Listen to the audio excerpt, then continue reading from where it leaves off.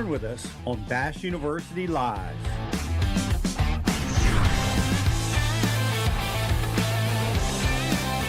Bass University Live starts now.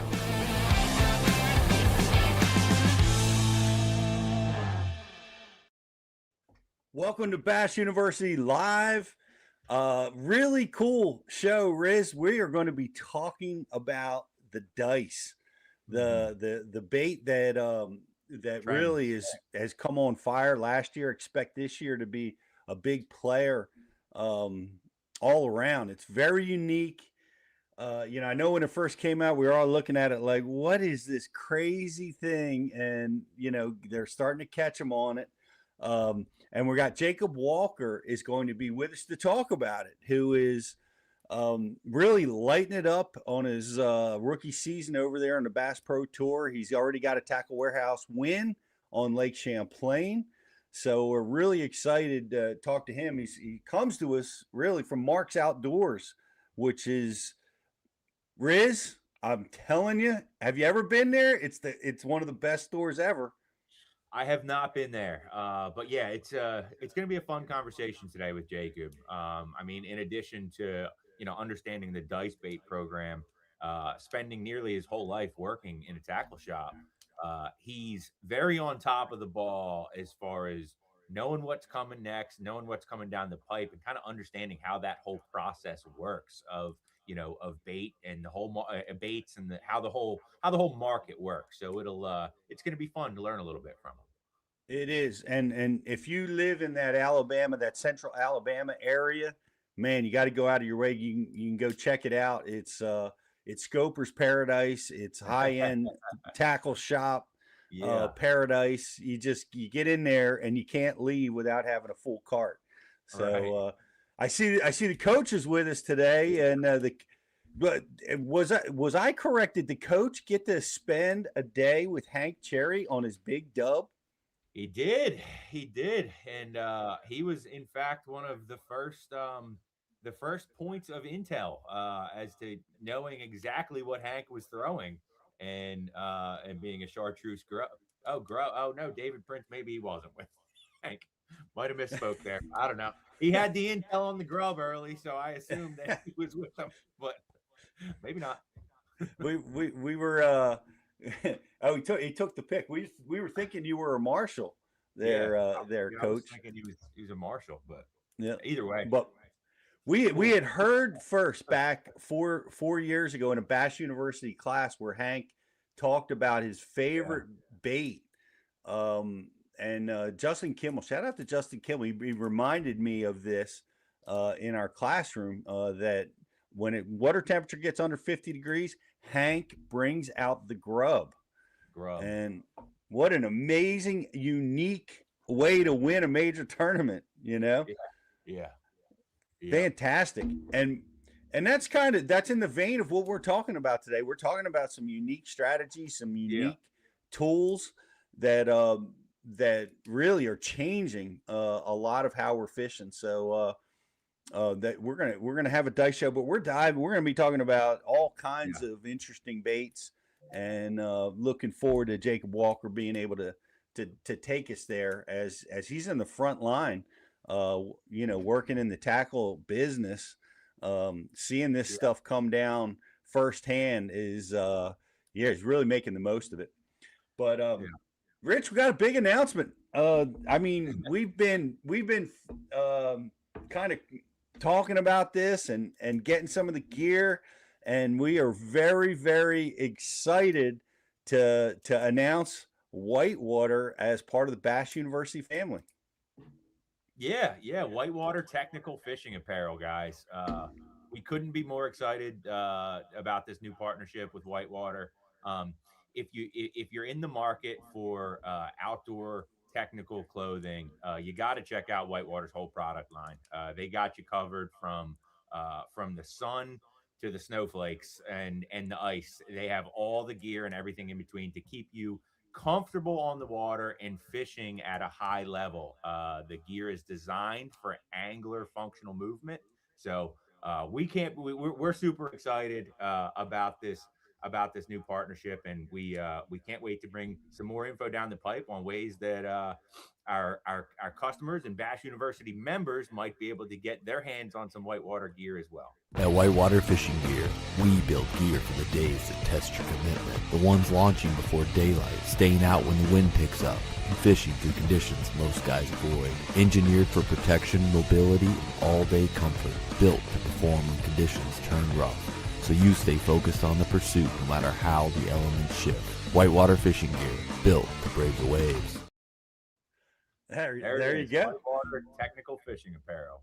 And Well, Bash University 2020. Yes, sir. And couldn't be better for anglers right now with oh my gosh, it's like ice on the backwaters at Guntersville has been going on, and that's what we've all been seeing. And if you live in that part of the country and you're in Texas, I think you're finally warming up in Texas, but it's been a lot of cold weather. I love fishing this time of year, but when you're cold, you're frustrated.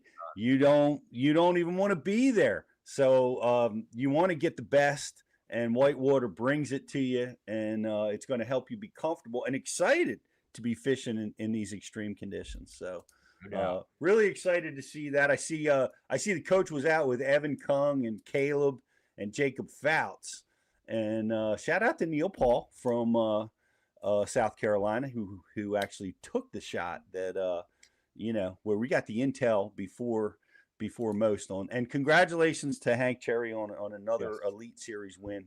Great stuff down there.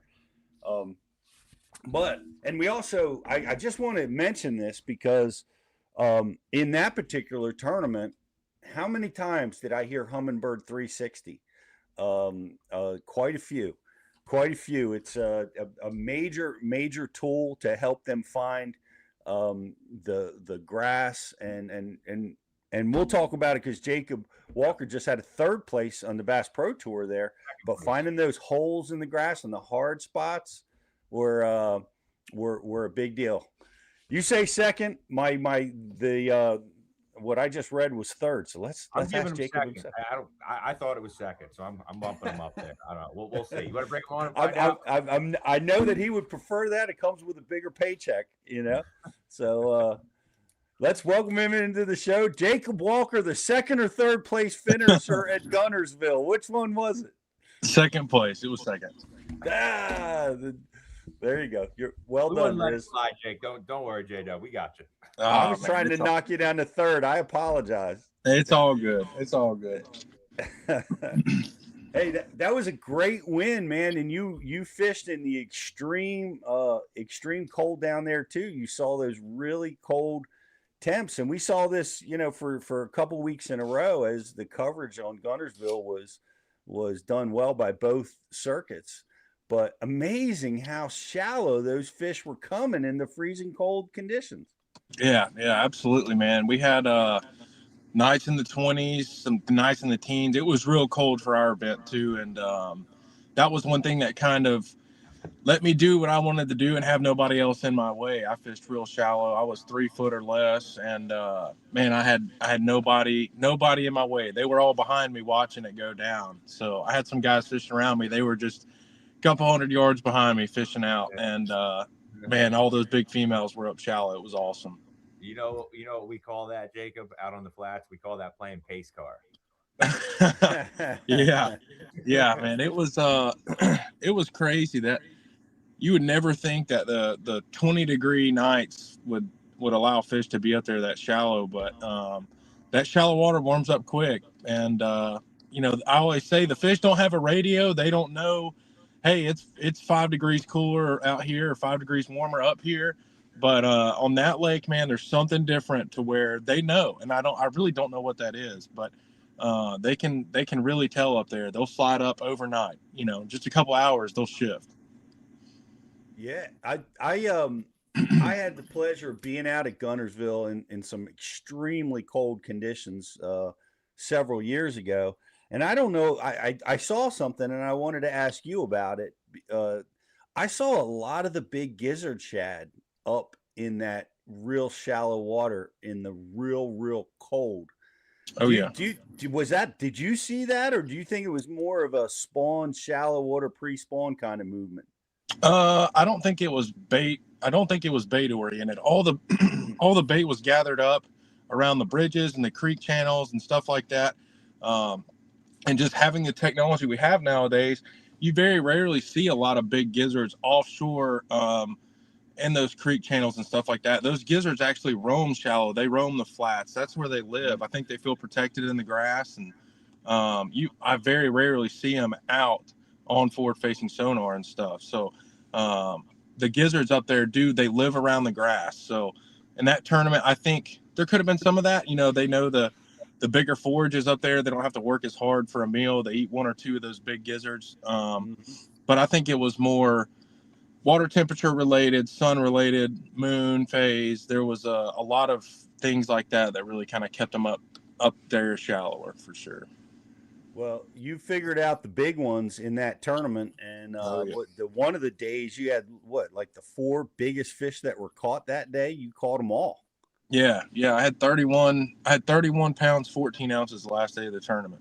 I had 2 7s, 2 over 6, and some 5s. That's on your best 5. Yeah, that was my best 5. I had 31 pounds, 14. Then the first day I had 28 10. That was all without scope too. I caught all those chatterbaiting. Nice. Yeah, I was right on the. I was right ahead. I was just ahead of everybody, and kind of exposed that. And I'm sure a lot of the elite guys were probably watching it, but I think it might have shifted out a little ways from where they were. May have pulled them out to the submerged grass, hydrilla and eelgrass, stuff like that. But had they had some sun and some warmer conditions, man, it would have really been crazy for their event. I mean, it could have been unbelievable. Yeah, well, the cold just pressed down on everybody. Yeah. We saw some breakoffs with ice getting into the eyes of the rods and stuff. Did you have trouble with ice? Oh yeah, every day, man. I was spraying my rods with WD-40 and putting Vaseline on everything. I mean, it was like I was lubed up for sure. I had that stuff all over my hands, and then by about 10 o'clock every day, it would ease out. But we definitely dealt with it too. What were you using? What was the better tool? I'm sorry. I'll say I was throwing braid a lot, and so it soaks up line it soaks water up in that line like crazy, and so I never found anything. So whoever figures it out, I'll be glad to promote your product for you, because I have not found anything that'll keep braid from icing up real bad when it gets cold. But the best thing I could find was spraying WD-40 on my guides. That would just keep it from building up on the guides. Like I would spray it on a rod, set it down for 5 minutes, pick another rod up, and like after 5 minutes, I'd have to spray it, put it down, and pick another one up, and it'd keep it off for a little bit. But like I said, by about 10 or 11 o'clock when the sun got up and warmed those components up, it was fun. Did you have any trouble? Did you get jammed up? Like I've been in situations where, man, your line gets stuck and you can't reel. You have a fish on. Did you have anything like that? Yeah, I did. I was using my scope periods in the mornings, and I would I'm not casting unless I'm seeing a fish. So like I would go to cast sometimes, and it'd just be like boom, it'd stop, and I'm like, oh, I didn't open my bail, and I look down, and like every guide solid ice, and of course I'm looking at a fish trying to hurry up and get on them while this is all going on. But I didn't have any landing problems with that going on. So yeah, thank goodness for sure. Yeah, those are some crazy conditions to be out fishing. But and we saw it like for 2 weeks in a row. Like what Guntersville is unique. Like I don't know. I mean, maybe of other bodies of water that the freezing cold conditions don't really hold it back too much. They still bite on Guntersville. Yeah, I think we have being a river system. I think current kind of keeps that from really being a huge issue. Maybe like if you looked at the maps when they would bring up the maps in there in the Bassmaster event, you would see all the anglers on the main river out there on those bars. I think the current kind of forces those fish to feed almost, or like it makes them react a little bit easier, other than like a reservoir somewhere where it's just solid still water. I think the river's really the reason for that. It's the same thing on the Coosa River here. Like we go out there and bust them, man. It'll be 20 degrees and 40-degree water temps, and you can still catch them. It's definitely, I think current plays a big factor in that, and why Guntersville is still so good when it's that cold. It's not like a different species of bass. It's all the same bass we fish for everywhere else. I think it's just the current. The current overrides everything, and I not first time I've heard that, but it was alive with big fish, and did an amazing job there. But as much fun as it is to talk about that, we wanted to talk to you about some of the innovative products that are coming down. You're in the tackle business, Mark. Like I had the chance and to stop by Mark's Outdoors when I was down there for the Insane tournament with my son, and we stopped in there and we couldn't leave. Yeah, yeah, that's actually it's just crazy. I actually just, as of like a week ago, I just left the store. It's something that I've worked there for 14 years. I'm 28 years old. I've been there since I was 14 years old in high school, and I've got 2 kids, a ton of fishing ahead of me, and there's some new owners of the store, and so I had some conversations with him and just said, hey man, this is what's going on. I've got a whole bunch going on. I got 5 things I'm putting all my effort into, and I kind of want to tighten that range down to put more percentage of effort into those 4 or 5 things. And so not cutting off ties or anything like that. I've got 3 events in the next 2 months. I'm gonna fish those, kind of see. This is my first time fishing as what I would consider a pro fisherman, and so I don't know how much time I'm gonna have. If I'm sitting on my butt here at home for 3 days a week, I'm gonna go back to work. But for the time being, I really want to put my effort into that fishing. It's a ton of money. I've got a bunch of time and money in this, so I want to put as much effort into it as I can. But being there has given me, I've got some phenomenal sponsors, and that relationship that I created 10 years ago with these guys, that's where I've been fortunate enough to meet these people and be so tied to the industry. And so it's really been a good stepping stone, a really good tool for me. But I felt like it was time for me just to really put my effort into fishing here and go hard on it. I mean, it's been my dreams forever. But that being said, I'm still tied in. I talk to those guys every single day. I've been a part of my life for so long. It's not like I can just close the door on it and walk out. And I'll be around. I was there 2 days last week and I wasn't even working there. So I can appreciate it. It. I came out of there with a full cart. I'm still paying it off.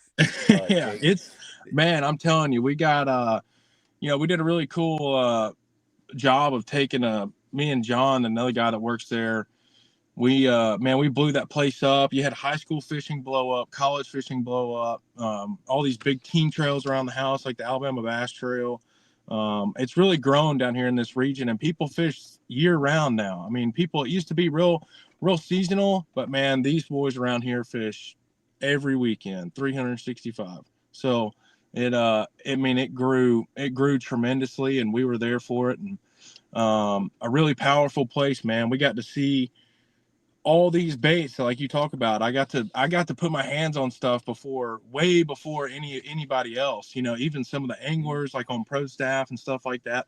I got to see that stuff coming down the pipeline beforehand, but I also got to see trends in buying and like how many people are buying a certain bait. Like if we're going to talk about the dice, I got to see over the last year, 2 years, 3 years really, but over the last year, I got to see how many people bought them. So that tells me how many fish are actually seeing that bait, and how fast people rebuy them. Does that mean they're having success on them? So being there has been a huge opportunity for me, and who knows? I may end up back. There's no telling. Well, it's been a great experience. What a unique opportunity.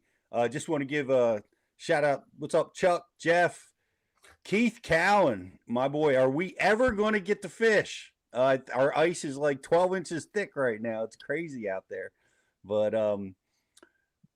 you seeing that stuff first. This is a question that first popped into my head. I see a lot of stuff too. For 30 years I've been in this game, and crazy stuff comes across my desk. Hey, this is the next best thing.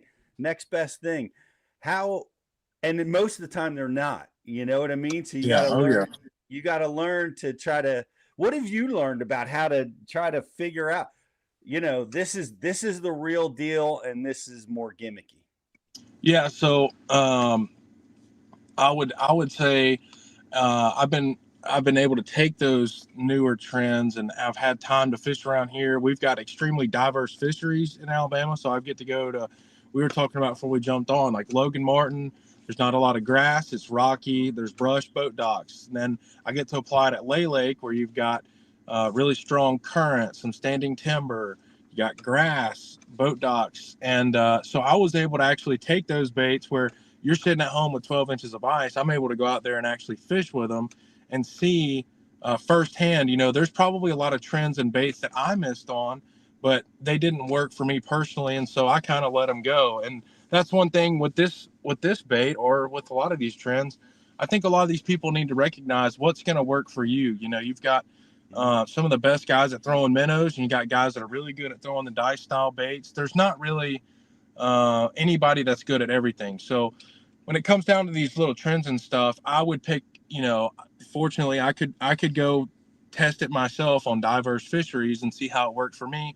And if I saw it wasn't going to work, I don't put a ton of effort into it, man. He might go whip my butt on it, but I'm not going to waste all my time trying to learn a technique if I know it's not for me. It makes a lot of sense. You got to stay within your wheelhouse. And That's right. this one, I mean, it came out. We saw. I guess it first became. I became aware of it watching some of the Japanese guys score with the dice style bait, and I got to be honest. My red flags went up. I'm like, that's a gimmick. That's a joke. That's not real. Even watching them catch 4-pounders with it, Riz. I'm like that. No, that's staged, or you know what I mean. That's not a real high percentage tool. Yeah, But it's that's one thing I'm very interested to see this year and in the future with our format, seeing how many that we've got to catch so many fish. I'm really interested to see how many guys use it in a situation where I may not, or you know, there may be a situation where I decide to throw it more than not. For me, it hasn't always been the best bait to get a ton of bites, but it's really good at getting those bites from fish that you wouldn't normally catch. And so the first success that I had on this bait was a couple years ago at Lake St. Clair. This is an OSP. So this is the actual dice. This is the original. I don't know if you can see it. It's a little bit smaller dice shaped bait, small silicone. This is the original one. So this is where all these imitators and different variations have come from. I was throwing that bait up around some grass, you know, in Anchor Bay at St. Clair. There's tons of grass. And look, there's the Coosa Cotton guys. There we go. So I was throwing this OSP for suspended fish. We were fishing after an event had already happened, so they were super educated to the minnows and anything of the the normal stuff we throw in St. Clair. And I started throwing that OSP. It's real small. It's difficult to throw. But when I got it around a fish, man, it was like you threw a cricket to a brim bed. I mean, it was insane. It would hit the surface of the water, and those fish like keyed up, and they would shoot over there and eat it every single time. But it really burned me that event because it was so hard to throw, and you had to make really precise casts because it's such a small profile.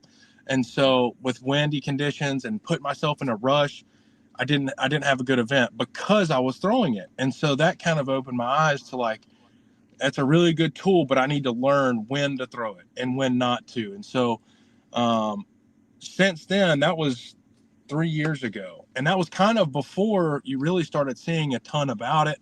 Luckily, I had some friends that are tied into the industry that had given me some. Ben at the Hookup Tackle actually hooked me up with those. And some of his pro staff, some guys he knows, they were talking about how much success they were having on it. And so I was like, man, I need to give this a shot. Well, then I brought it back home, and that was in the summer, so it wasn't really that good here.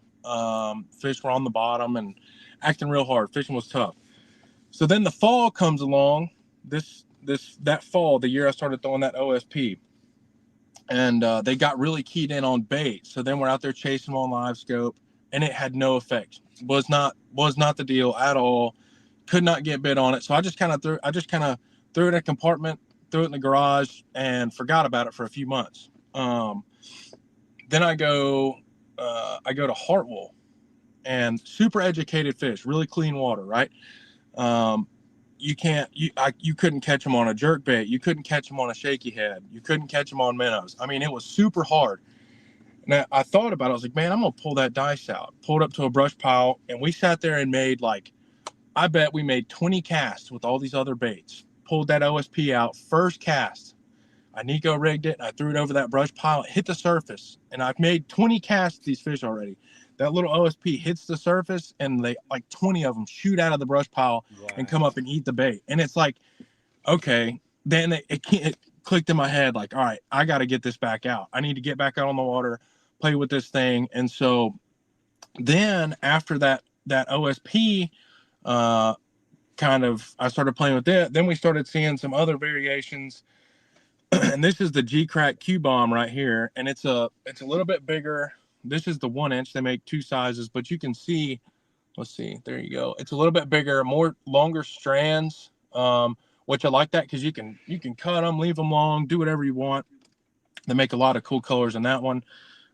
It's real easy to rig because it is so big. There's a ton of different rigging methods. That came along, and then we caught fish on that too at Hartwell, places like that. And but one thing that I've started noticing is, and I was telling Rich about this, these super clear waterways like Lake Hartwell, for example, they're getting super educated to these things really, really fast. Just because it's in my opinion, it's nothing that they naturally see every day. And so when they see those baits, the way they hit the water, the way that we work them and you pause them, how aggressive they are, I don't think it's very natural. And so I think they're getting super educated to these baits really fast on clear water places that have a lot of pressure. Now, when you have 12 inches of ice and they don't get fished for a few months, then it may not be that big of a deal. But I would definitely say this technique, or I guess technique or trend, whatever it may be, it's not going to be everybody's deal. Honestly, working in the store, I got to see 2 years ago, I saw it kind of take off, and then you see the younger guys starting out with it. Then they kick everybody's butts around the house. And then some older guys are like, man, it's kind of split up. It's 35 and younger, and then 35 and older. The 35 and younger, they're out there fishing 3 days a week, figuring out all these crazy trends and stuff. And then these other guys, they got more responsibilities. They're putting it on a tournament day on a Saturday, and they go out there and throw it for 15 minutes, and they're like, man, screw that. Let's go back over there and let's go fish those seawalls that we always catch them on, So I've seen this kind of it's been a bait that a ton of people have tried it. They've seen a lot of people have success. Koya's had a ton of success on it. People are very willing to try it, but it's not a very easy bait to just go have success on really fast. And so I don't know.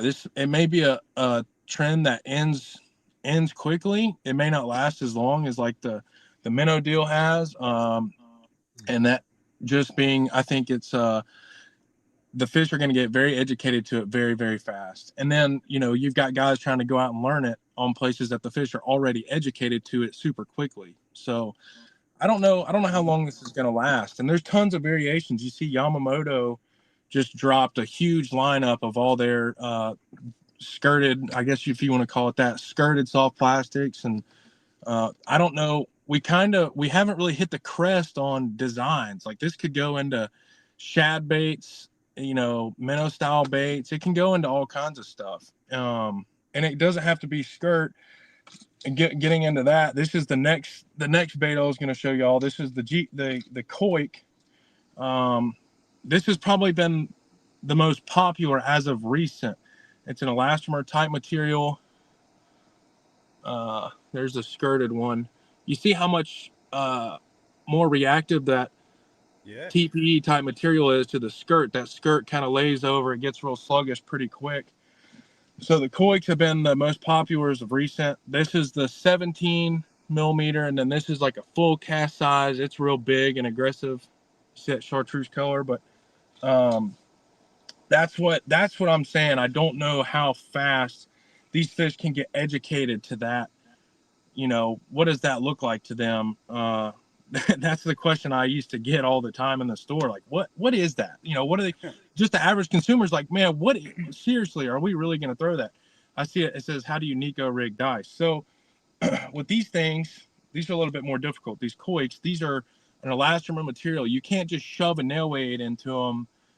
It's really hard material. And so there's a hole where they hang on a wire in the packaging. This is the package. There's a wire inside there that the bait hangs on.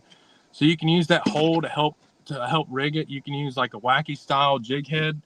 And a lot of those wacky style jig heads have weed guards. But there's really, for these elastomer type baits, there's not a very good way to Nico it other than to use the hole of the wire that holds the bait. There's a hole all the way through it.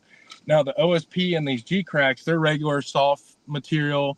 You can use a screw in weight. Picasso makes one. Big Bite Baits makes one. You can screw into them. That works real well. And then for that, I like to use like a weedless wacky hook. The Owner Jungle Wacky is the one I use for that. But I don't know. I kind of told Rich this. I don't really know. I don't know how. Oh man, there's a deer walking right in front of my truck. They must. I think deer season just ended. They must know. That's crazy.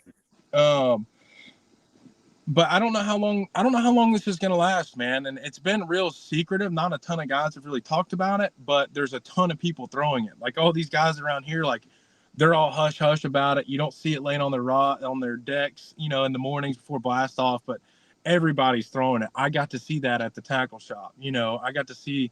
We would have aisles lined up down the top of the aisles with those boxes, stacked up, and within 2 weeks they're gone. So it's like I know they're seeing it, but it's definitely been it's grown pretty quick, but I don't know how far. I mean, how different can it get? Are we going to start seeing they have the one that has the fish on it? The Koik fish is what that's called. It has actual little fish bodies instead of whatever those appendages are. It might change into that. I've seen some stuff in Japan. There's one I just saw as of recently. It's actually 4 minnows, and it looks like there's 3 minnows eating another one. It's real weird. We might see this kind of go into who knows what, but I'm not sure how I feel about it. The one thing I will say, like a bunch of the old school guys around here, we all fish current, flip a jig. What this reminds me of the most, and where I think a lot of people are extremely intimidated by this bait, but where this resembles the closest thing that you can connect this to is like an old flat rubber flipping jig. The old flat rubber, the real thick. Yeah, well, like when you flip it and it hits the bottom, that flat rubber, man, it spiders out. And it looks, if you put this in the pool and I cast it in my pool, it looks just like that old school flat rubber that we used to all flip. I mean, it looks just like it. So I think that's where, we thought that flat rubber was like a crawfish, whatever you flip over there and you pick up and one's got it. Well, it's when that jig hits the bottom and spiders out, they go down there and eat it. So maybe that's where that's coming from, is that that old school type, bite that we used to get on a jig. I remember the key to that mop jig, it was and always it will be, I guess, is you pause it, because it folds when you pull it, and when it hits the bottom, you got to remember to pause and allow that skirt to unfold, and that's boom. That's when you would get those big strikes. I'm telling you, that's what I think this. I don't know if it's. I don't know what that mop jig was imitating, but I think that's what this comes from for sure. Yeah, same effect on fish. It's real aggressive. It's one thing, if I can give some people advice on maybe when to throw it or where to throw it. I have not seen this be a very good bait, and I don't know why, but I have not seen it dominate yet on grassy, like strong grass lakes, Guntersville, for example. But you watch like places with rock. Let's just say like Texas, out that way, Oklahoma, places where there's a lot of rock. That seems to be the deal because there's a lot of, they don't have a ton of cover to get on. You know, they got sticks, brush, standing timber, changes in the bottom, like changes in rock, transitions in rock. That seems to be where the bait really, really shines. So if you're on a really strong grass lake, don't be frustrated if you can't get bit on it, because I can't either. It's and it hasn't dominated on a really strong grass lake yet either. So I think it's rock, and then you know, something something where they're eating a ton of crawfish, crabs, you know, those little creatures, if you want to call them. That's where I think that's where this bait's really going to shine.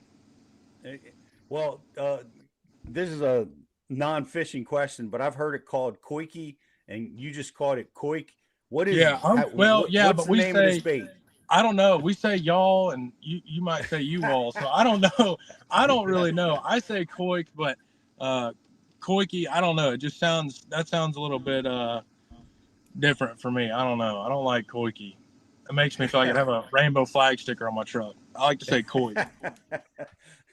All right. Well, we'll go with koik. The and I want to say hi to Brooks Parker from Montevallo. They're competing for the national championship on Lake Murray right now.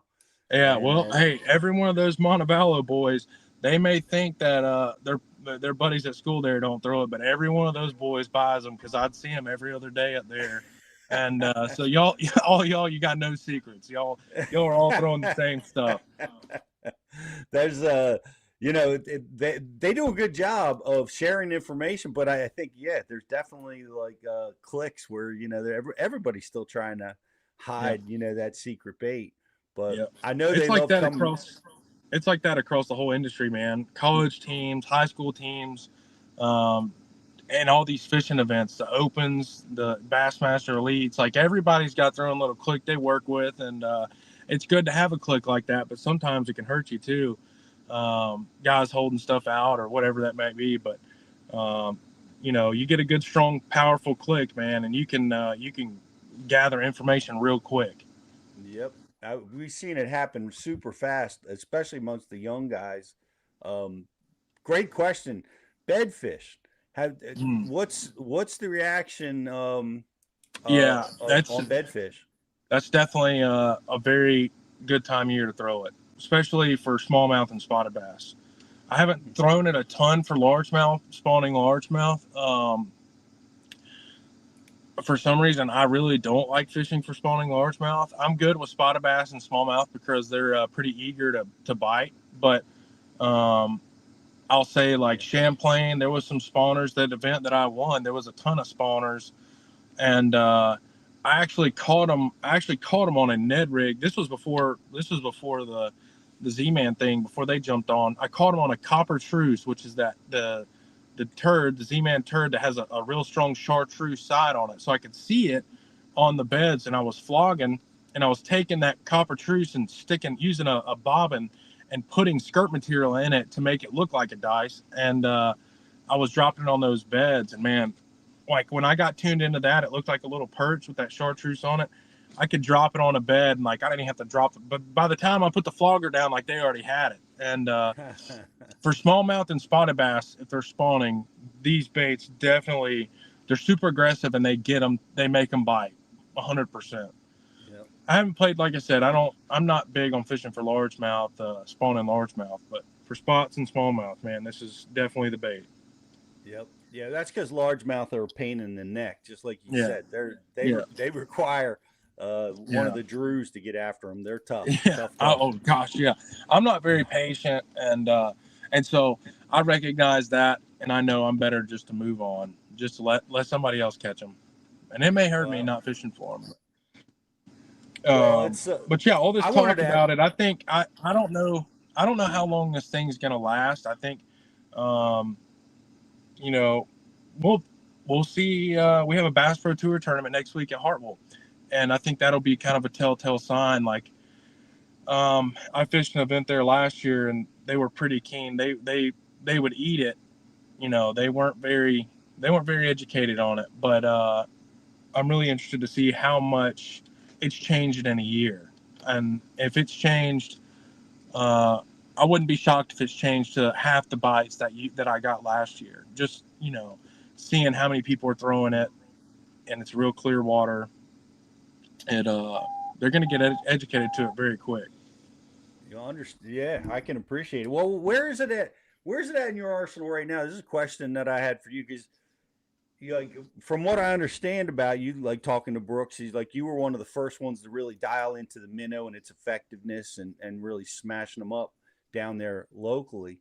Um, when you have fish, and what's your how do you determine when to throw it? Like you've I'm got a lot of information on it. You see some fish, you're marking them, or you know they're there. so this it's going to be Minnow, koi, drop shot. What's your priority? When do you throw which? okay. So this is going to be somewhere that maybe I have a little bit more knowledge. So like on my home water, somewhere that I know, hey, this tree by this little brush pile by this dock, if we catch one right there, it's going to be a 4-pounder. So I'm going to use it for that situation where I feel like there's a bass on a target that lives there. And like I want to give myself the best chances. This bait has extreme draw power. So like I want to get the first cast in there. I want the fish to see it and give myself the best chances of the fish going over there and eating it. So it's in my arsenal for somewhere that I'm very confident and comfortable, and where I feel like I know where that fish is going to be. It's not something I'm going to tie on and just go throw down the bank like a wacky rig. Now, if I go somewhere, let's just say this year we go to Beaver. If I go to Beaver, I've never been there before. I might pick it up and throw it on a lay down tree, and I might feel like there's a fish in that tree. I'm going to throw this bait in there because it has so much draw power. I'm going to throw this in there, use my live scope to see how many fish are on that tree or how much of a reaction I get out of those fish. It's a very easy bait to use in practice to see fish if you're fishing boat docks. You know, if you get it basically where I used to have to flip a jig 8 times on a boat dock, I can cast this thing twice and I'm going to know every single fish that lives on that dock. So for me, it's a very good tool to use in practice because I can pull up to a dock, make a cast on one of the front corners, go to the back, make a cast on one of the back corners, and I'm going to know every bass that was on that boat dock. So I used it a lot for that in practice. And then, like I said, target fishing where I feel like there is a bass there. I want to give first cast. I want him to know my bait's there, and I want to see what his reaction is. So it's not on my deck every tournament. I'll tell you that for sure. It's definitely not on my deck every tournament. But when it seems like it's the deal, I'm going to have it out. Gotcha. Great question from Coach. Once we talked about the weighting of the bait, how to weight it, but what's your deal on like sizes? Like what are you looking for there? Yeah, so I would I would say for largemouth, especially, well, for all species really, the slower fall seems to be the deal. The slower you can let that bait fall and let those appendages really catch water and move naturally, I think that's the deal. If you put too big of a weight and it's pulling on the bait real hard, it'll kind of, you know, pull all those appendages upwards. But if you weight it really light, you're going to have all those arms still sticking out, and they're going to catch a ton of water and cause a ton of movement. So I would say the lightest weight possible you can get away with for the depth you're fishing. And then if you're using live scope, kind of watch the reaction of the fish. If you're casting it as too lightweight and you're not really getting their attention fast enough, step your weight up. Well, then pay attention to, all right, now this is the weight where I'm getting to them faster, getting a reaction out of them. But then if it's too heavy, they may not eat it because you've got to work it too fast to keep it away from them. And so kind of like the minnow, I will say this, unless they're spawning, I've noticed the best technique is to kind of play, you know, cat and mouse with it. Keep it away from them, keep them intrigued in it just enough, but you got to pull it away from them again. As soon as they think they've got a chance to really look at it, keep it away from them. And so there's a fine line, man. I can't really it changes every place I've ever thrown it. It changes, you know, a 16th ounce, an 8th ounce, a 3/16. I don't ever go super heavy though. So drop shotting or a jig head rigging method, anything like that, I never go like to a 1/4 ounce. It's always 3/16 and less. So I would say like a 3/32 to 8th ounce, 16th, somewhere in there. That's kind of been the best size for me, depending on which bait and the reaction of the fish. So it's you know, use your live scope as a tool to watch the fish's reaction. I do that with the minnow too. Like if I make X amount of casts, let's just say I make 3 casts on a place. If I'm throwing a minnow, I'll make 3 casts, and if I don't get a positive reaction or get bit, I'm going to change my size of my bait, my size of my weight on my jig head. You know, we've got the tool to watch these fish and get their reactions. So I think that's one thing a lot of people struggle with is change. You know, get that reaction. All right, adjust. You can see the fish not eat your bait. It's time to change, because there's always something that's going to key them off. So with that being said, if you don't get a bite, change the weight, put a different size on, do something, because most of the time when you get dialed in, you're going to get them to eat it every time. Yeah, it's that. I know I get frustrated with when I see them not eat the bait. Yeah, you tend to stick with it too long. Oh You yeah, know, 100%. Yep. let me make another cast. Maybe I didn't have the right angle. Maybe it's my fault. Yeah, people are a lot of people are, I mean, I do it, man. Like, you get lazy and you don't want to sit down and re-rig, and I see that being a problem, especially with the whole minnow deal. Was like, you know, now the fish are getting pretty educated, and you've got to constantly change, because every day there's a different size weight jig head, different size or color minnow, and so it very rarely is like the same weight, the same color every single time. So always have multiple different options available.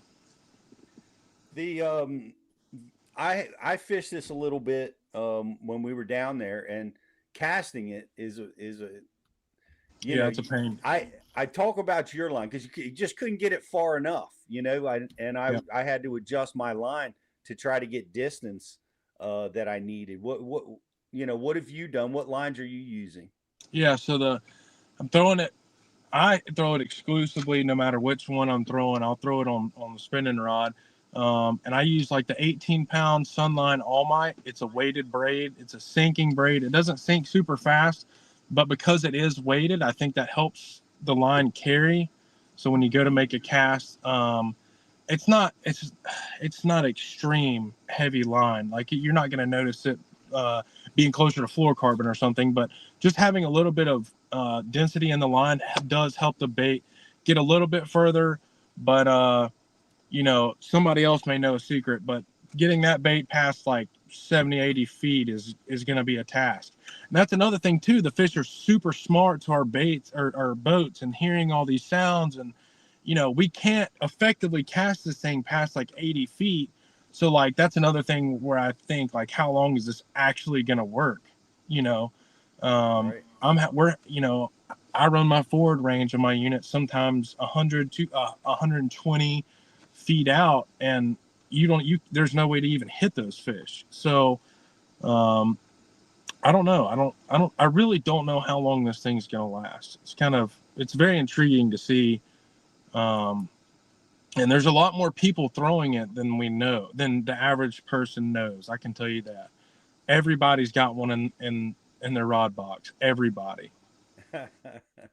That's amazing. That's a bold statement, and I Oh, guess it's, it's man, true. you look at some of these guys' practice pictures from Guntersville, and like, they may take a picture of their rod box or something, and some of these guys you would be like, man, no way. And you look down there and he's got one rigged up in the corner of his rod box. He's hiding it. It's like, man, you don't have to hide that thing. We all already know. Everybody knows. Yeah. Uh, that's good stuff. Question about a Tokyo rig, and I've seen that rigged that way. I've seen a lot of guys using drop shot style weights on that as well. But I guess the Tokyo rigs in that vein. Right. Yeah. You can. you can definitely use the Tokyo rig, and that's where there's a lot of different rigging jig heads and hooks. There's one made by Zapu called a RPZ, and it's actually got a holder. It's got a swivel you tie to, and then a weight holder that you can clip your weight on. It's a really good idea.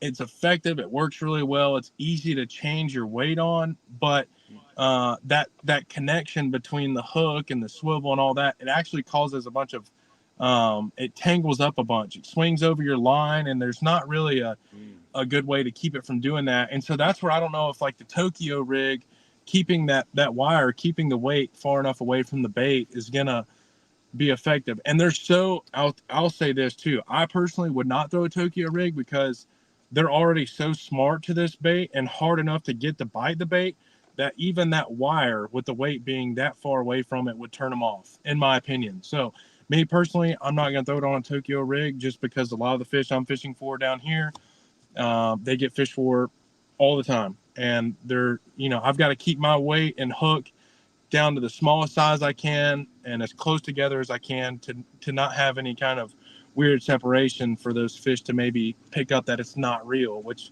who knows what they think it is. But I try to keep that. There's a really cool hook that's going to come out from Owner soon that has a way to connect a weight quickly on the shank of the hook. And so that's going to keep that weight pinned up closer to the bait where maybe they can't see it. And the weights are actually about to be out soon, and hopefully the hooks will be out around ICAST. So that's something to keep an eye out for.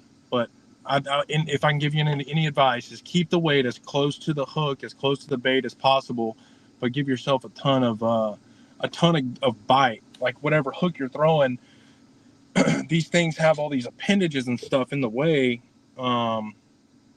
You've got to have I like to have a hook that has bite. Man, I want to get that hook up here, up further away from all these arms, because you never know. You get 2 or 3 of them to swing over and get around your hook point, you're not going to catch them.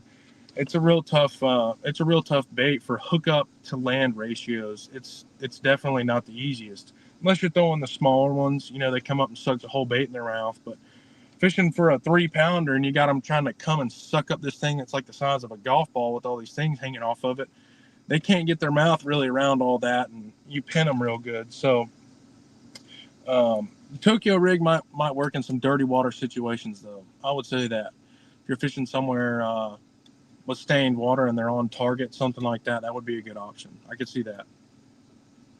Riz, I mean, I'm sitting there thinking up our way, probably not getting that much fishing pressure on this thing, but according to Jacob, every one of our boys probably already has us in the box. I bet they're throwing it. A little bit, maybe. A little bit. He don't want to talk about it. Yeah, I haven't caught fish on it yet, so I got nothing to say there. But I'm gonna give it its on a shake. That's for sure. We're gonna see if they bite it. Yep. We're gonna see. We're gonna have to prove Jacob a little wrong on this one, because we only fish around grass lakes. So yeah, I can see it. But you've got the right. You've got some of the right creatures that kind of look like these things up there. So yeah. I'll throw that out there for you. We got the on-off switch on the water, and yeah, we'll see. Hey, last week we had Todd Castledine on the show, Jacob, and we were talking hybrid hunter, and he said, because the whole premise was like, Pete and I both haven't really made peace with the hybrid hunter yet, and we live on a grass lake, and he's like, when you start catching fish on it, you're gonna call me. So if I start catching fish on, you gotta call me. I'm gonna call you. yeah. I'm not the. I will say this. I'm definitely not the dice. I'm not the dice king. I could probably throw some names out there. I'm not gonna do that. But there's some kings at it. It hasn't been that big of a deal to me to where I feel like I need to try to hide it or anything like that. So I've been super open about it, and I like to see people catch fish. That's something that working in the store, I'm one of those guys, man. I don't hold stuff back. If it helps somebody go catch some fish, good for them. It's funny. I went to Guntersville yesterday and saw. I was like, man, I'm gonna go back through that little section where I caught those fish and just see if I can get a bite. And I went back 3 weeks or however long after the tournament. There was 6 boats in there fishing it, and I was like, man, that sucks. But I was like, well, good for them. Maybe they're catching some fish. You know, it doesn't bother me. I like to see people have fun and catch fish, because if there was nobody sharing anything like that, then those people may not catch anything. So, Well, that's awesome. I love that you're in that vein. I know we are at Bass U too. We want to expose. We want to pull the curtain back, to help guys Right. catch fish, and so they have a great experience out there. One of the things that we didn't talk about, I got to get your comments on this, is colors. What have you seen as best choices in different water conditions? So it doesn't. I don't think it mimics any kind of bait fish. So like the shad colors have not worked very well for me. Some guys might catch them on it around some bait fish and stuff, but in my opinion, I don't think it mimics bait fish at all. So I'm going to stick to real natural colors like a green pumpkin blue, watermelon. Scuppernong is a really popular color. It's just it's brown that doesn't have a ton of flake in it. Scuppernong works well for me. I'm going to kind of use it based on the watercolor that I'm fishing. So if I'm fishing in really clear water, I'm going to lean towards that watermelon seed or the Scuppernong, where there's not a lot of flakes in it. It's just real neutral, transparent looking. But like this real bright chartreuse one, I got some of these the other day to fish around the spawn, pitch around some isolated targets and stuff like that. I'm going to use those for isolated stuff around the spawn, the real bright colors like that. But other than that, I'm gonna stick to real neutral, maybe crawfish imitating colors. That's where I'm gonna stick to. And Charles Cohen, yeah, we're live. Give us your comment or question. We'll try to push it through. We're seeing a bunch come through, and here's another one that I want to pass along to you, because you mentioned it, talked about it a little bit, but how you working this bait? Is this a drop to the bottom? Is this a work it aggressively? How you working this bait? So around the spawn, I've noticed where keeping the bait near the bottom tends to work better, just closer, because they've got a real tight range of where they're going to want to protect. They're not going to chase a bait 10, 15 feet off. So during the spawn, I like to keep it near to the bottom, and it's easy to use a drop shot for that. But other than that, I kind of match. And this kind of sucks, man, because it's hard to really get a range from what I'm saying, but I kind of match the fish's attitude. So if I cast it and I get that fish to swim, acknowledge my bait, and swim 15 feet off the bottom, I'm going to be very aggressive and twitch the bait real hard and pull it away from him to make him feel like he's got to chase it. It's getting away from him. But if I cast it and the fish is real slow to come up to the bait, I might just shake it with a little slack in my line to get the bait to kind of shimmy, and I'm not going to pull it as far away from them. And it's kind of like the minnow. Don't let the bait just rush past their face and get below them in the water column. So unless it's around the spawn, I like to keep it up away from the fish and just match their action. If you see them shoot 10, 15 feet away to come up and look at it, there's a pretty good chance you can fish it really fast and like pull it away from them, keep it away from them where they think they've just got to go eat it. So it sucks, and I hate to say that, but just match the fish's attitude. Well, that's great advice on a really interesting technique and an interesting bait. I can't believe you had so much, interesting commentary on this bait and how to work it. I'm amazed that we could talk about it this long, and I feel like we could keep talking about it. But yeah, for sure. And it's interesting, is this bait going to die? Like, we thought the chatterbait might go away, but man, it came on and it's still dominant. And we saw it with the Senko too. How much longer are they going to keep eating this lure? Yeah. So we don't know what this one's going to do. No, we're either really early into the stages of this bait, or we're really close to the crest. I don't know. We're either up here and about to do that, or we're down here. I don't know where we're at yet. it's kind of hard to tell. I think for me personally, you know, I've thrown it a ton, man, and I play with rigging methods. I buy crap all the time and go out and try stuff. You know, I feel like I still have tons to learn. So to be honest with you, we may be on the uphill with this thing. We may have tons to go, honestly. Yeah. Well, it's interesting. I remember Michael Neal being out there threading, rubber Yep. into his drop shot bait live, or Yep. getting it done that way. So I guess time will tell. But Yeah. I wanted to ask you this because I thought it was really cool. I read your bio over there at MLF, and you're into night fishing. Is Oh it yeah. is that really a thing for you? Like, talk to that's really cool and interesting. Yeah. So I don't having a kid. I have a 1-year-old and 3-year-old.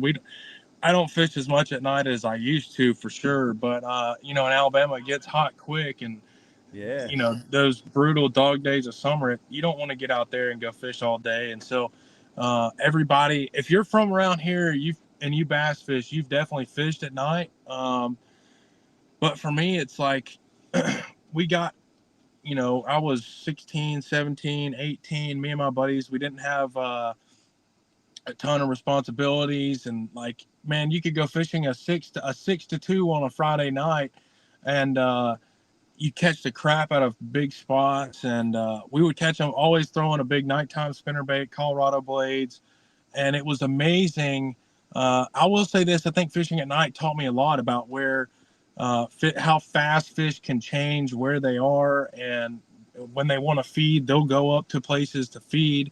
Like, we'll catch them on seawalls and on banks and stuff in 2 foot of water in July at night that they would never be anywhere near during the daytime. And so, like, those fish were willing to swim, and I know they weren't living there. They were willing to swim from out there in 30, 40 foot, swim all the way up there at night to go feed. But it's, you know, my dad got me into the night fishing stuff. And then, you know, we used to fish like 5 nights a week, man. You could go, and a lot of guys hate it, but man, that's just what we did. Like, we fished 5 nights a week. We'd go down any of these Coos River lakes, and there'd be a Tuesday night, a Wednesday night, Thursday, Friday. And it sure is a blast, man. I really do love it. It's awesome. Because you kind of take away you can't see, you know, like, you don't have the visual stuff that you can target. It's kind of it's different, but you're able to separate yourself. It's hard to believe, but you can actually, at night, the fish can't see, you can't see, but there is ways to separate yourself from other people. And that's one thing I liked about it. Like, we would get super dialed into stuff to where we could catch 1 or 2 fish every night that would make a difference to where we would win. That's now that is that a thing? Like, there's a steady nighttime tournament trail going on down there? There's no trails, and I think to be honest with you, I think the reason there's not is the people being scared of cheaters. Being at night, people can't see what other people are doing, and so, and I understand that, but man, you knew pretty quick if somebody didn't belong. That was one thing. It's a real tight knit group, and you fish against the same 20 to 25 boats on a Friday night. Everybody knows everybody, and everybody's got their own deal. And you would know, like, when somebody's deal was about to pop off, like, man, we got 2 more weeks left, and he's about to take all our money. You know, they're about to get out there in that brush, and we're screwed. Like, it was just, you knew. That was my thing about it. When people would always mention that, I'd be like, man, we knew when it was time for somebody else to win, or this guy to get on his deal. And so I think that's why you don't see a lot of big money in night fishing. But I sure wish there was. Yeah, that's cool, Rich. I know you fish the evening tournaments, and which puts you fish in the dark a little bit on those tournaments. Yeah, we do. We have one every Wednesday night, and some Thursday nights on the bay. But it's not true night fishing. We go 5 to 9.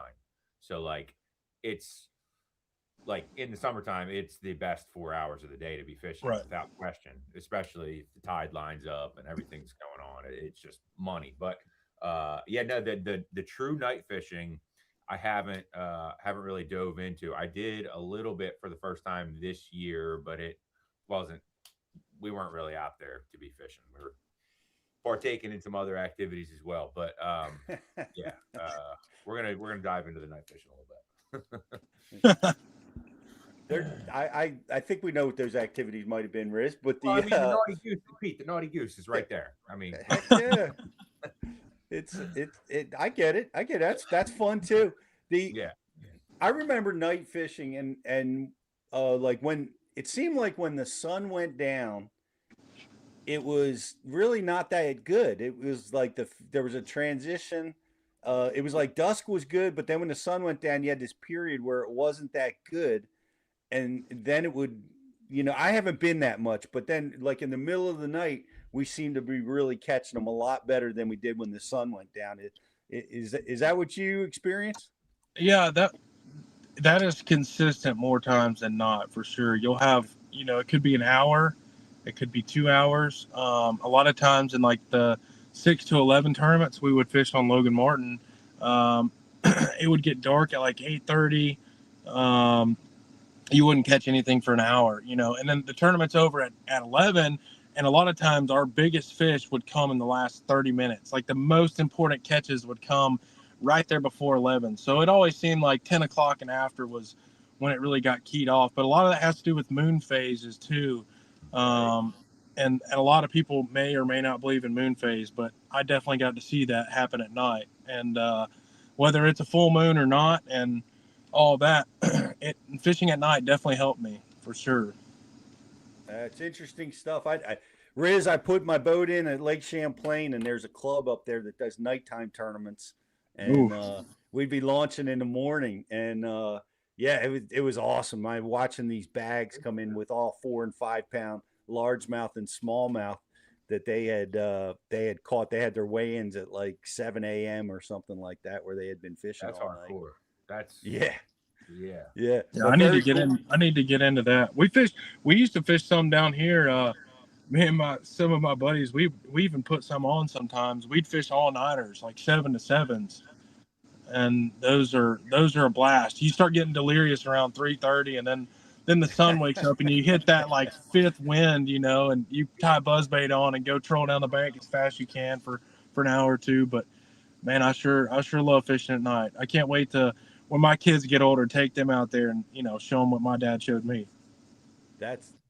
That's very cool. I know a lot of people love it, and I'm gonna have to take my boy out and do it. We haven't.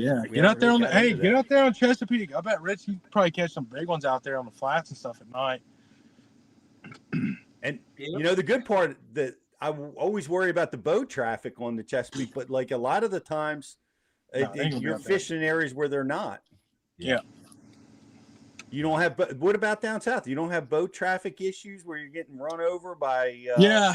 Oh yeah. Yeah, you do for sure. But you just got to be aware, man. We've, like I said, a lot of the guys that fish at night, it's a real tight group. There's 20, 25 boats, and you can all kind of trust each other and understand. We all know what we're doing, and we're all going to keep our running lights on. But it's always the people that don't. It's always the people that don't know what they're doing you got to worry about. The guys out there riding a Sea-Doo at 11 o'clock at night. And we have a lot of lights. A lot of these lakes, they're real populated, so you got a lot of bank lights. And I always kind of read the horizon of the water and make sure, keep an eye on that as much as possible. And I used to actually run headlights on my boat. If you look back in some pictures, like I'd go fish. I'd go fishing with my LED headlights on my boat from fishing, around the house. I'd just leave them on, and I'd run those a lot at night too, especially later on in the night. Some guys may be, drinking, and you don't. I didn't take no chances, man. I'd run those LED lights all night long just because I don't want to hit somebody and it be my fault. Yeah, good advice. How about dealing with the man killing bats that are out at night? Do you guys get bats down there? No. I know I dealt with them up here. Well, I mean, I'm sure we got them, but I've never had a problem with them. But the mosquitoes, man, they scare the life out of you, man. They're just like it's pitch black. You can't see your hand on one of those dark nights. Yeah, and you can't see your hand, and you just hear the wind noise going by your ears, man. You're like, the bats are on us. Yeah, no, they weren't ever that bad. Well, it's been a lot of fun getting to know you, Jacob. Congratulations on your great win at Champlain. It's been a while now, and your man, your season is starting off on fire on the Bass Pro Tour. So I want to congratulate you on that stuff and wish you great success the rest of the season. Thank you, man. Yeah, it's been a ton of work to get here, so it's I'm not taking it for granted for sure. You know, there's a lot of getting second place and stuff like that, man. It's very awesome. I'm very fortunate, but you know, looking at it after the tournament, I took some days to kind of sit back and recognize, like, man, holy cow, like you're actually fishing for a living. It's pretty incredible. Well, it is incredible, and congratulations on all that, and best of luck, man. It's been great talking to you, and we'll be watching you out on the tour this year. Good luck. Thank you, man. I appreciate it. Thanks for having me on. Yeah, oh, you bet. Jacob Walker, everybody. Night fishing connoisseur. How cool was that, Rich? Yeah, very cool. Very, very cool. It's definitely one of those things that I need to check off the list on the flats is to go. I'm mad at you and all the guys down there for not doing that already and get you guys living down there. You know, I want to see some night fishing action. Yeah. We'll check that box. We'll get that box checked. I mean, I think a lot of it is like, because we do have the summertime tournaments that are, you know, houred the way they are, being 5 to 9, that's kind of like the timing window that like we've stayed so keyed in on. Like when you're out on, you know, Tuesday night leading up to a Wednesday night, or you're not worried about what the bite's going to be from midnight to 2. You know what I mean? You're more thinking about, you know, getting dialed into the program for, you know, it was 5 to 9 yesterday. This is what the fish were doing. I'm worried about what the fish are going to be doing tomorrow from 5 to 9. So I'm not really, you know, I'm not making excuses as to why we don't, but that might be some of the thought process there of like why we practice in those hours that we do. So, all right. It's interesting. Like fascinating. Down there, they have tournaments where you're actually fishing at night. So would, with that being said, I mean, the mindset would absolutely be different. Like if we were doing tournaments out here that we were weighing in at 2 a.m., we'd be practicing until 2 a.m., you know? Yeah. So, I know I used to, it was a big thing when I was getting into bass fishing. Everybody was going out at night, black jitterbugs, you know what I mean? Buzz baits and black spinner baits and all that kind of stuff. And I sampled it. I went out, we would go out from time to time and do it. And it was always just amazing. A top water bite in the pitch black is just there's nothing like it, man. But very cool stuff. What's up, Jeffrey? Good to have you with us. And he is living it, Kevin. He made it. He made it to the next level. So you know, that's you know, we all have that dream, and man, he's just been on fire with it and is living it right now. So it's pretty awesome to catch somebody on their ascending part of their career. It's very, very cool stuff. But we're going to take a quick commercial break. Be back with some more Bass University Live right after this. We're off the clock to clock more fish, to fill our live wells and empty our coolers, because there's more to explore.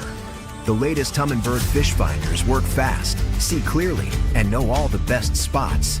They fish even smarter paired with the Minn Kota, and break down the water like never before. If you like your plans loose and lines tight, then it's time to explore. Only with Humminbird. Get right to the fight. New Mega Live 2 forward-facing sonar puts you on more fish with an ultra-clear, rock-solid picture of underwater action. Next-gen clarity, next-level fun. Only with Humminbird.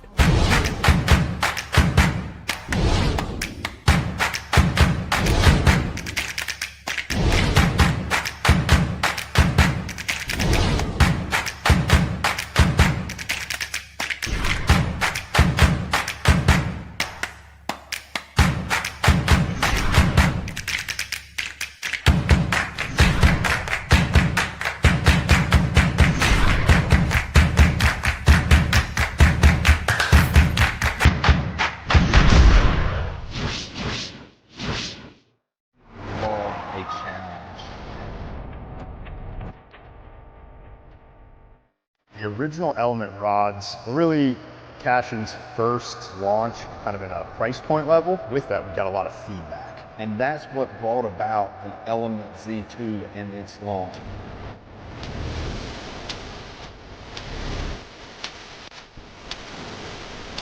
The most affordable American-made rod on the market. When the sun's up and the bite's on, clarity is everything. That's why serious anglers trust Redfin. Built for the water, designed for performance. Lightweight frames, crystal clear optics, and rugged durability that stands up to long days on the water. Thanks to Zeiss Repel technology, water, oil, and even sunscreen just slides right off the lenses. Your vision stays crystal clear. See more, fish smarter, and protect your eyes with Redfin. Redfin polarized sunglasses. Comfort, clarity, contrast. Mother Nature may be tough. I'm tougher.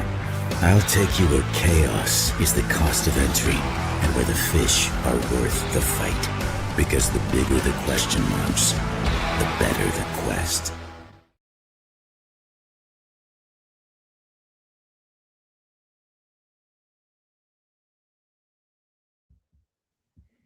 Riz, so cool. We tackling the last 2 weeks. Very, very contrasting baits. You Yes. know, from the power hybrid hunter to, you know, really almost ultra finesse with the dice baits. They both have a place, don't they? They absolutely do. I mean, and that's what we're all about. We're all about helping people put the baits in the places they need to put them in order to catch fish. 100%. Speaking of which, what's happening at Bass University? What's our releases coming up this week? This week we are releasing Cole Sands, Understanding Highland Reservoirs. It's a great seminar. Cole did a great job for us at our classroom event this year in Anderson, South Carolina. And Understanding Highland Reservoirs is one of Cole's fortes, being a full-time guide on Chickamauga and Tennessee River angler. So yeah, definitely want to go check that one out. It's a very good one. You guys, I want to recommend Cole Sands. We use him at Bass University because he's such an exceptional teacher, and I want to encourage you to go and study with him, especially on the Highland reservoirs. If you fish one of those consistently, he is a go-to guy with tremendous knowledge on how the bait and the fish move there. And Coach is giving him a shout out too on the chat. So highly recommend Cole. So go check him out at Bass University, as well as the rest, and also check out the Hank Cherry seminars. Hank is an instructor with Bass University. We're always we're very pleased to have him with us, and congratulations to him on a monster win. Yeah. On such an unusual technique. I wish everybody would have known about that chartreuse grub deal, Riz. Yeah, seriously, that was the first event in the Bassmaster Elite Series that there's no forward-facing sonar allowed. A grub wins. Isn't that weird? You know, it's like it totally flipped the script. I mean, we went from the newest to the oldest real quick, and brought it right back around town. And we'll see how the rest of the tournaments go. But Jake had a really interesting comment to me as we were watching. He's like, "Dad, I don't know who any of these guys are in the top 10, except for Trey." Except for Trey, of course. Trey just and you know, there's a lot of the so-called scopers that did really well, but there was definitely some faces in that top 10 that my son was new to. You know, like Hank's a 2-time classic champ, but Jake's only been watching fishing for the last few years. So, you know, he's, you know, he's really getting to know him for the first time, and a lot of those other guys too. So It's interesting. I don't know if it's good or it's bad. I haven't really determined how I particularly feel about it, but it was very interesting, and I did enjoy seeing the seeing that unique grub technique come out of the woodwork, man. That's old school, brother. That was really cool. Super cool. That indeed. Guys, I want to invite you to check out the Bash U app. Do you have the Bash U app? Get it downloaded. Go download it right now. It's free to download if you're it's free for everybody, but the subscribers, of course, get access to the full library of Bash University, but it is the best way to watch it on your iOS or Android, or if you watch on your Roku, which everybody loves watching it there in your living room. It's so amazing that you can do that so easily now. And it's the Bash U 2.0. We've updated all the features and the search capability so that you can quickly find what you're looking for. And for all you guys that are Bash U members, our Bash U member benefits are amazing. You want to go and take advantage of everything over there, because we're trying to make it easy for you guys to get all the best gear at some tremendous prices. So go check that out. Chuck fishes during the alewife spawn at night. Very, very interesting. Very interesting. I could imagine. It's interesting that you mentioned that because Jake and I got on last spring on spring break. We were down at Lake Okeechobee and we got on the shad spawn. Rich, remember I told you we got up early and we were up there long before the sun came up, and we were smashing them on the shad spawn. We could have been probably doing that all night long, man. Probably. We were just catching the tail end of it. In that instance, I would have been afraid of the alligators at night. Yeah. Yep, for sure. Forget about the bats. The alligators might have got me. But anyway, great show. Thank you very much, Jacob. Appreciate Jacob Walker being with us. Don't forget to root him on the upcoming BPT and the Tackle Warehouse. He's probably going to be jumping in Toyotas now that he's full time. Congratulations on his young baby. His family is maybe he's on that baby pattern why he's doing so well. I'm not sure, but it's working for him. And I appreciate him taking some time away from his dad duties to visit with us. Thank you guys all for being here with us. Thank you, Rich, and Justin, and Jocelyn, and Jeff. Thank all you guys for being part of Bash University. And we will see everybody next week on another episode of Bash University Live. At Whitewater Fishing Gear, we build gear for the days that test your commitment. The ones launching before daylight, staying out when the wind picks up, and fishing through conditions most guys avoid. Engineered for protection, mobility, and all-day comfort. Built to perform when conditions turn rough, so you stay focused on the pursuit no matter how the elements shift. Whitewater Fishing Gear, built to brave the waves.